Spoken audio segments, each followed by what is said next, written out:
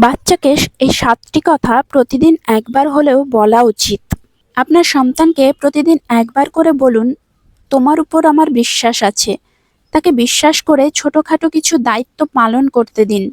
তাহলে তার মধ্যে আত্মবিশ্বাস বাড়বে এবং তাকে সে সবসময় এটা আপনাকে বলুন যে আরো বেশি বারবার ভালোবাসবে। অনুশীলন করলেই সে পারফেক্ট হতে পারবে। দেখবেন না পারা বিষয়টা সন্তানের জন্য একসময় সহজ হয়ে যাবে। প্রতিটি এক্সপার্ট মানুষই একসময় আনাড়ি ছিল।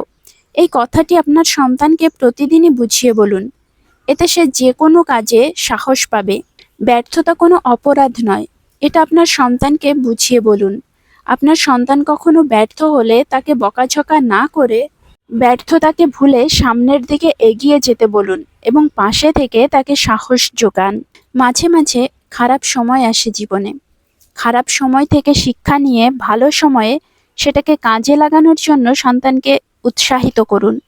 নিয়মিত আপনার সন্তানকে প্রতিদিনই জানিয়ে দিন তাকে আপনি কত ভালোবাসেন।